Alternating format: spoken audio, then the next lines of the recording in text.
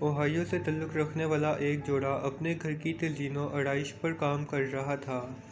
انہوں نے گھر کی پہلی اور دوسری منزل پر کام مکمل کر لیا تھا اور اب تہہ خانے میں کام کرنے کا وقت آ گیا تھا۔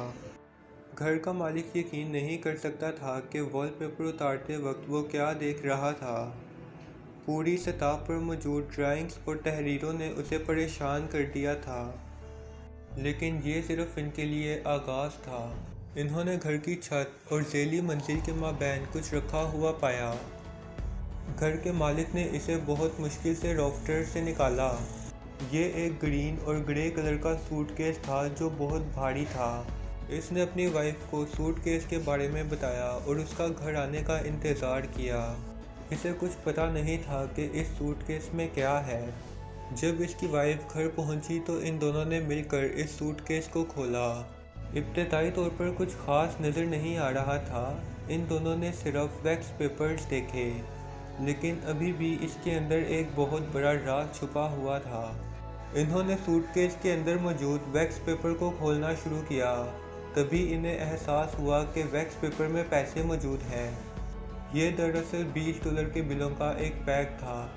جب انہوں نے اس پیک کو کھولا تو انہیں احساس ہوا یہ پیسے بہت پرانے ہیں۔ وہ یقین نہیں کر سکتے تھے کہ اس کے اندر مزید کتنی رقم موجود ہے اور یہ رقم یہاں کس نے اور کیوں رکھی ہے۔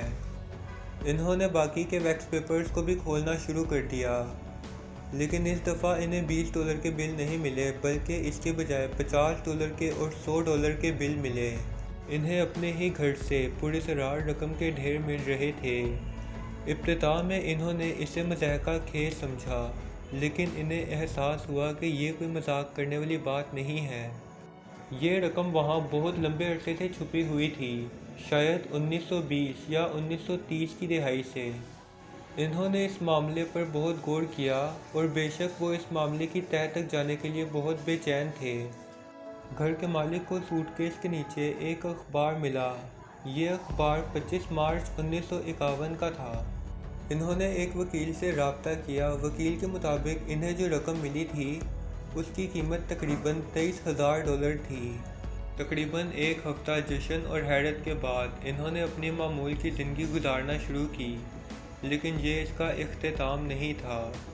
جب انہوں نے گھر کی چھت سے ایک اور سوٹ کیس برآمد کیا تو گھر کے مالک کو بہت حیرانگی تھی کہ ان کے ساتھ یہ کیا ہو رہا ہے۔ جب انہوں نے دوسرا سوٹ کیس کھولا تو اس میں سے بھی انہیں ایک بھاری نقد رقم حاصل ہوئی۔ انہیں اس بات کا اندازہ نہیں تھا کہ ان کے گھر میں ان دو سوٹ کیس کے علاوہ بھی بہت کچھ موجود تھا۔ انہوں نے اس رقم کا جائزہ لیا تو انہیں اندازہ ہوا کہ اس کی قیمت $45,000 ہے۔ تاہم اس سب نے انہیں گھر میں کام کرنے کے لیے اور زیادہ پرعزم کر دیا تھا۔ کون جانتا تھا کہ انہیں مزید کیا ملنے والا ہے۔ ان کے ساتھ ایک بار بھی ایسا نہیں ہوا جس کی وجہ سے انہیں بعد میں FBI سے رابطہ کرنے کی ضرورت پڑی ہو۔ انہیں اپنے گھر کی دوسری منزل پر ایک خفیہ دروازہ ملا جس پر واٹر ہیٹر لگا ہوا تھا۔ انہوں نے اس دروازے کے پیچھے دیکھا۔ اس دروازے کے پیچھے دراصل سب سے بڑا راز چھپا ہوا تھا۔ انہوں نے چھوٹا سفید دروازہ کھولا، لیکن وہ بہت حیران تھے کیونکہ یہ کمرہ ان کی سوچ سے بھی زیادہ بڑا تھا۔ اس کمرے کو کسی نے چھپانے کے لیے واقعی بہت محنت کی تھی اور یہ کمرہ بہت خراب حالت میں تھا۔ لیکن اصل سوال یہ ہے کہ کسی کو اس طرح کے کمرے کو ساؤنڈ پروف بنانے کی کیا ضرورت ہوگی۔ یہ خفیہ کمرہ خالی نہیں تھا، یہاں فرش پر ایک بریف کیس بھی پڑا ہوا تھا۔ یہ تفریح گھر کی تزئین و آرائش کے طور پر شروع ہوئی، لیکن خفیہ کمرے کا تالا کھلنے کے بعد یہ سب چیزیں تیزی سے غلط راہ پر گامزن ہو گئیں۔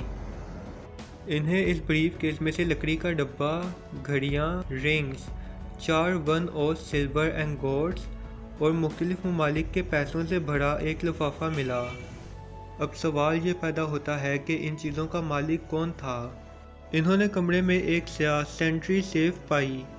اس سیف کو کھولنے پر اس نے ایک نوٹ دیکھا جس پر کہا گیا تھا اپنے آپ کو بچائیں۔ اسے ہاتھ سے لکھے ہوئے نوٹ کے ساتھ بہت سی ٹیپس ملی جن پہ کہا گیا تھا ایسا نہ کریں۔ اس شخص نے سیف کے اندر موجود ٹیپس کو نکالا اور ان کا معائنہ کیا۔ وہاں موجود دوسری چیزیں نئی لگ رہی تھی جس وجہ سے مالک خوف میں تھا۔ اس نے ان ٹیپس کو دیکھنے کے بعد حکام کو بلایا۔ ایف بی آئی نے ان ٹیپس کو ضبط کر لیا۔ اس بارے میں کچھ نہیں کہا جا سکتا کہ ان ٹیپ میں ایسا کیا موجود تھا۔